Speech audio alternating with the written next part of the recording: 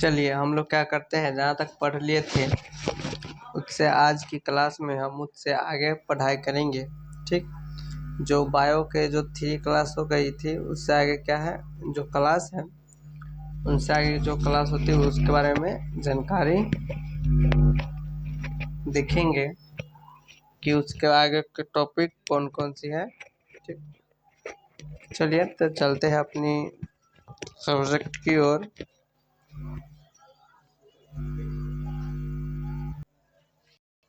चलिए तो हम लोग क्या करते हैं, जहाँ तक पढ़ लिए थे उससे आगे पढ़ेंगे। उससे आगे क्या है कि राइबोसोम जो होती है उसकी 2 प्रकार हुई थी, यानी कि बताए हुए थे कि अंतःप्रद्रवी जालिका होती है, ये 2 प्रकार की होती है। क्या होती है अंतःप्रद्रवी जालिका, कितने प्रकार की होती थी? 2 प्रकार की होती थी। एक होती थी खुरदरी प्रद्रवी जालिका और दूसरा का क्या होती थी, चिकनी प्रद्रवी जालिका। तो आज हम लोग क्या करेंगे, खुरदरी प्रद्रवी जालिका तथा चिकनी प्रद्रवी जालिका में क्या करेंगे, अंतर देखेंगे कि इसमें क्या क्या अंतर है, क्या चीज़ में। तो खुरदरी प्रद्रवी जालिका में, अंतःप्रद्रवी जालिका में। ठीक, तो खुरदरी प्रद्रवी जालिका का फर्स्ट पॉइंट होता है क्या चीज़, इसका स्थान केंद्रक के पास होता है। यानी कि खुरदरी प्रद्रवी जालिका है जो क्या होती है, केंद्रक के पास होती है, जबकि चिकनी प्रद्रवी जालिका क्या होती है, केंद्रक झिल्ली के पास होते हैं, यानी कि आसपास होती है। किसके पास? तो चिकनी प्रद्रवी जालिका कोशिका झिल्ली के आसपास और खुरदरी प्रद्रवी जालिका का केंद्रक के आसपास होती है। पॉइंट नंबर 2 में हो जाती है कि खुरदरी प्रद्रवी जालिका अत्यधिक अस्थायी होती है। क्या होती है? तो अत्यधिक अस्थायी होती है, और जबकि चिकनी प्रद्रवी जालिका क्या होती है, कम अस्थायी होती है।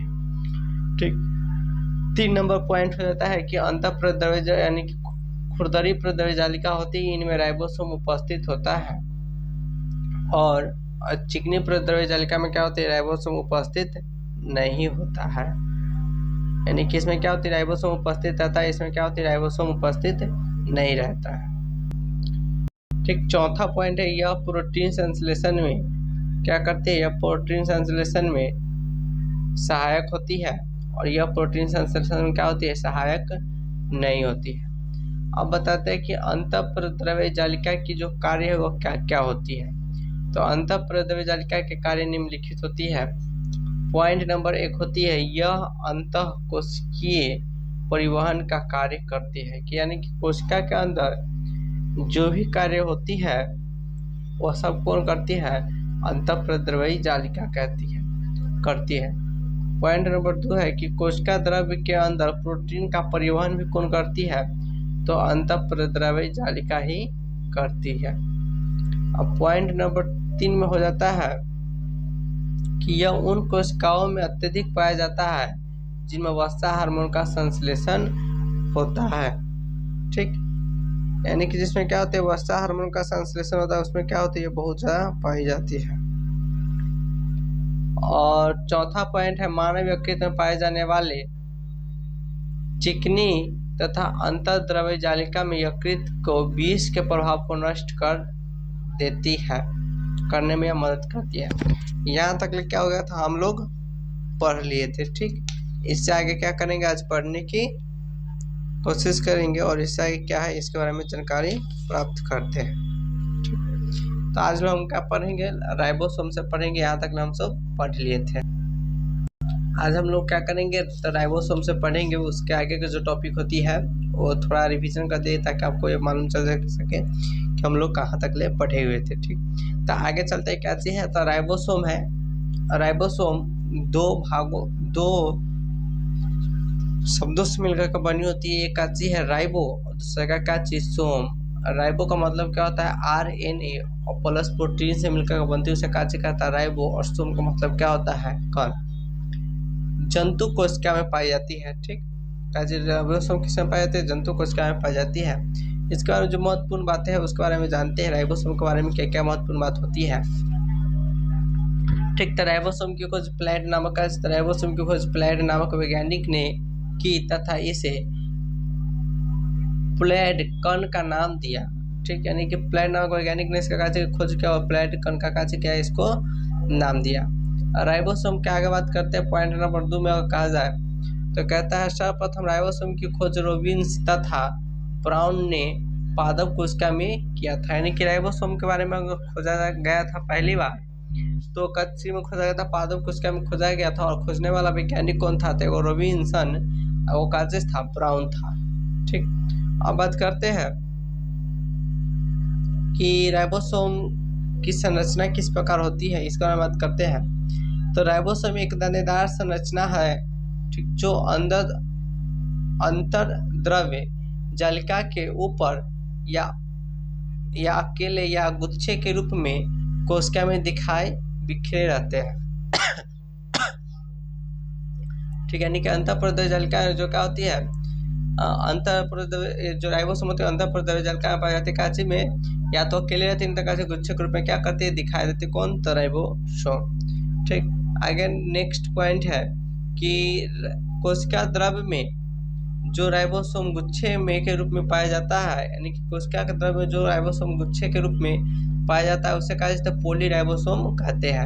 यानी कि जो कोशिका के अंदर रहती है और जो गुच्छा में पाई जाती है उसे कहा जाता है पॉलीराइबोसोम कहते हैं। ठीक, नेक्स्ट पॉइंट बोल सकते हैं कि राइबोसोम में कोशिका झिल्ली नहीं पाई जाती है। यानी कि राइबोसोम होती है उसमें क्या होते हैं, कोशिका झिल्ली नहीं पाई जाती है। पॉइंट नंबर नेक्स्ट है कि राइबोसोम को कोशिका का सार्वत्रिक कोशिकांग भी कहा जाता है। यानी कि कोशिका का सार्वत्रिक कोशिकांग किसे कहा जाता है, तो राइबोसोम को ही कहा जाता है। राइबोसोम दो प्रकार की होती है, एक प्रोकैरियोटिक होती है तथा यूकैरियोटिक होती है। इसकी क्या होती है, कोशिका में पाई जाती है। कैसे? यानी कि राइबोसोम के दो प्रकार होती है, कैसे? तो प्रोकैरियोटिक, दूसरा का यूकैरियोटिक। और ये कहाँ पाई जाती है, तो कोशिका में पाई जाती है। इसके बारे में जानकारी हम क्या करेंगे, प्रोकैरियोटिक और यूकैरियोटिक के बारे में क्या करेंगे, हम आगे टॉपिक आता है इसके बारे में क्या करेंगे, इसके जानेंगे। ठीक है, इससे आगे बात करते हैं। जो राइबोसोम है ना, राइबोसोम सबसे छोटा कोशिकांग अंगक है। ठीक है, इस तरह राइबोसोम क्या है, तो राइबोसोम सबसे छोटा कोशिका का अंगक है। ठीक, और कहते हैं एस्चेरुआ कोली, ठीक, नामक विषाणु में कुल 10,000 राइबोसोम पाया जाता है। यानी कि एस्चेरुआ नामक ऐसे कॉलोनी होती है जो जीवाणु, उसमें क्या होते हैं, 10,000 राइबोसोम पाया जाता है। आगे बात करते हैं तो कहा जाता है कैसे, जो स्तनधारी की एक कोशिका में 10 मिलियन जो स्तनधारी जीव है, कैसे, जो स्तनधारी जीव है एक उसके क्या एक कोशिका में 10 मिलियन राइबोसोम पाया जाता है। यानी कि जो स्तनधारी जीव होती है उसमें क्या होती है, 10 मिलियन राइबोसोम पाई जाती है। कैसी में, तो एक कोशिका में। ठीक, अब राइबोसोम का कार्य क्या है, इसके बारे में क्या करते हैं हम जानते हैं। तो राइबोसोम के कार्य के बारे में बात करेंगे तो इसका कार्य प्रकार प्रोटीन संश्लेषण में होता है। यानी कि राइबोसोम का जो कार्य है वो प्रोटीन संश्लेषण में होता है, इसीलिए इसे कैसे कहा जाता है, कोशिका का प्रोटीन फैक्ट्रिक भी कहा जाता है। किसको, तो राइबोसोम को कहा जाता है। जो राइबोसोम है उसे कहा जाता है प्रोटीन फैक्ट्रिक कहा जाता है। ये बहुत बढ़िया है पॉइंट है। ठीक, राइबोसोम का आकार होती है वो 170 से लेकर के 230 एंगस्ट्रम होता है। ठीक, यानी कि 170 से लेकर 230 एंगस्ट्रम सब क्या होती है, राइबोसोम के आकार होते हैं। और राइबोसोम के भी दो प्रकार होते हैं। कितने प्रकार होते हैं, तो राइबोसोम के दो प्रकार होते हैं। एक होते हैं राइबोसोम के दो प्रकार होती है, एक हो जाती है 70S राइबोसोम और एक क्या होती है 80S राइबोसोम। ठीक, 70S में भी क्या होती है, दो प्रकार हो जाती है, एक 50S और क्या होती है 30S। ठीक, और 80 में हो जाता है दो हो जाता है, तो एक 40S और क्या होती है एक 60S पाया जाता है। और जो ये वाला है जो 70S वाला है वो क्या होती है, प्रोकैरियोटिक कोशिका में पाई जाती है। जो 80 वाला है जो कहते हैं यूकैरियोटिक तथा पादप कोशिका, जंतु कोशिका, कवक में सभी में क्या होती है, पाई जाती है। अब इससे आगे देखते हैं। ठीक, अब गोलोजिकाय के बारे में बात करते हैं। गोलोजिकाय है, इसके बारे में क्या करते हैं, महत्वपूर्ण मान जाते हैं कि गोलिकाय क्या है, इसकी खोज किसने की। तो क्या कहता है, गोलिकाय की खोज क्या होती है, इसकी खोज 1898 ईस्वी में कैमिलो ग्लोजी के द्वारा की गई थी। यानी कि कैमिलो ग्लोजी के द्वारा क्या था, ग्लोजिकाय की खोज की गई थी। और इसे क्या चाहिए, ट्रैफिक पुलिस भी कहा जाता है, यानी कि ग्लोजी काय होती है, इसे क्या कहते हैं, इसे ट्रैफिक पुलिस के नाम से भी जाना जाता है। ठीक, यह होती है जो केवल यूकैरियोटिक कोशिका में ही पाई जाती है। किस में पाई जाती है, तो यह यूकैरियोटिक कोशिका में पाई जाती है। कौन, तो ग्लोजी काय, यह केवल क्या होती है, यूकैरियोटिक कोशिका में पाई जाती है। अगला पॉइंट है कि पादप कोशिका में ग्लोजी काय बॉडी का नाम डिक्टियोसोम है। ठीक है, यानी कि पादप कोशिका में है ना, जो ग्लोजी बॉडी होती है उसको काचे कहा जाता है, डिक्टियोसोम कहा जाता है। ठीक, यह केंद्रक के आसपास क्या होती है, उपस्थित होती है। और जो ग्लोजी काय होती है उसकी आकार कुछ इस प्रकार की होती है। ठीक है, यह होती है जो भारी भागे, इसको कहते तो ग्लोजी कॉम्प्लेक्स कहते हैं। और जो ये दंड होती है सांप के जैसे, ठीक, इन ग्लोजी काय के टूटने से लाइसोसोम क्या होते हैं, रसधानी बनती है। यानी कि जो यह टूटती है तो क्या होती है, इससे लाइसोसोम रसधानी बनती है।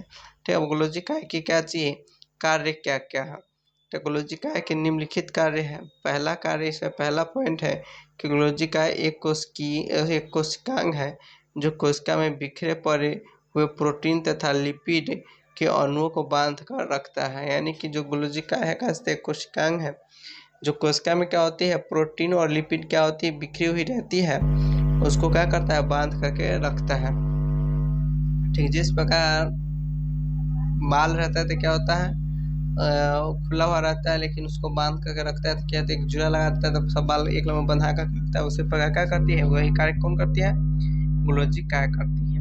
ठीक, पॉइंट नंबर 2 है कि यह लाइसोसोम जैसे महत्वपूर्ण कोशिका अंगक के निर्माण में मदद करती है। यानी कि लाइसोसोम के क्या होती है, निर्माण में मदद करती है। कौन, तो ग्लोजी काय करती है।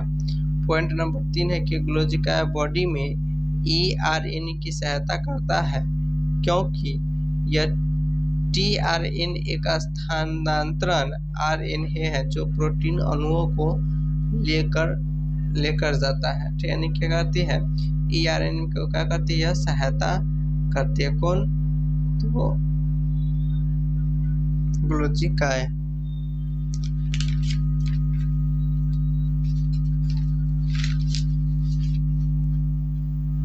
ठीक, नेक्स्ट टॉपिक है क्या चीज, तो लाइसोसोम।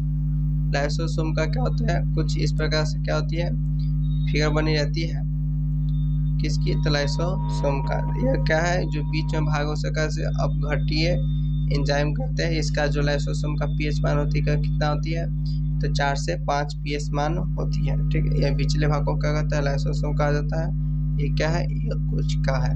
ठीक, लाइसोसोम का दूसरा नाम है, लाइसोसोम है जिसका नाम का दूसरा नाम क्या कहा जाता है, तो आत्महत्या की थैली के नाम से भी जाना जाता है। इसे परमाणु बम भी कहा जाता है। ठीक, इसका कैसे, इसको कैसे, तो कोशिका का सफाई कर्मी भी कहा जाता है। किसको, तो लाइसोसोम को। यानी कितने याद रखिए कि लाइसोसोम का कैसे 3 नाम से जाना जाता है। पहला आत्महत्या की थैली, दूसरा का परमाणु बम, तीसरा क्या, कोशिका का सफाई कर्मी के नाम से भी जाना जाता है। कौन, तो लाइसोसोम। लाइसोसोम के बारे में कुछ महत्वपूर्ण बिंदु जानते हैं कि लाइसोसोम है क्या और ये क्या क्या करती है। तो लाइसोसोम की खोज क्या की, डी डबे के द्वारा दी गई। लाइसोसोम डी डबे ने दिया था। यानी कि लाइसोसोम की खोज किसने की, डी डबे ने की, और इसके ही द्वारा क्या किया, लाइसोसोम शब्द दिया गया। लाइसोसोम जंतु कोशिका में उपस्थित होता है। यानी कि जो लाइसोसोम होती है वो कहाँ पाई जाती है, तो जंतु कोशिका में पाई जाती है। और लाइसोसोम RBC में अनुपस्थित, यानी कि जो रेड ब्लड होती है उसमें क्या होती है, RBC में क्या होती है, लाइसोसोम अनुपस्थित रहती है, उपस्थित नहीं रहती है। आगे बात करते हैं, यह कोशिका क्या होती है, जो लाइसोसोम होती है, यह कोशिका द्रव्य की झिल्लीदार थैली जैसी संरचना है। इस थैलियों की आकृति एक जैसी बनी रहती है। यानी क्या कहा है, कोशिका द्रव्य की झिल्लीदार थैलियां जैसी संरचना इसकी होती है। किसकी, तो लाइसोसोम की। इस थैली की आकृति एक जैसी बनी रहती है। ठीक, लाइसोसोम अधिकतम किस में पाया जाता है। ठीक, यानी कि जो लाइसोसोम है वो किस में अत्यधिक पाई जाती है। लाइसोसोम अधिकतम किस में पाया जाता है, तो एक में क्या होती है, WBC में क्या होती है, लाइसोसोम पाया जाता है। दो में क्या होती है, यकृत में मनुष्य की जो यकृत कोशिका है उसमें पाई जाती है, हड्डी में पाई जाती है, खून में पाई जाती है, प्लीहा तथा तिल्ली में पाई जाती है, अग्नाशय में पाई जाती है और लार में पाई जाती है। क्या चीज, तो लाइसोसोम पाई जाती है। ठीक, तो आज हम इतना ही रखेंगे। ठीक, इससे आगे हम जो नेक्स्ट दिन पढ़ेंगे। ठीक, और मिलते हैं नेक्स्ट वीडियो में नेक्स्ट टॉपिक के साथ।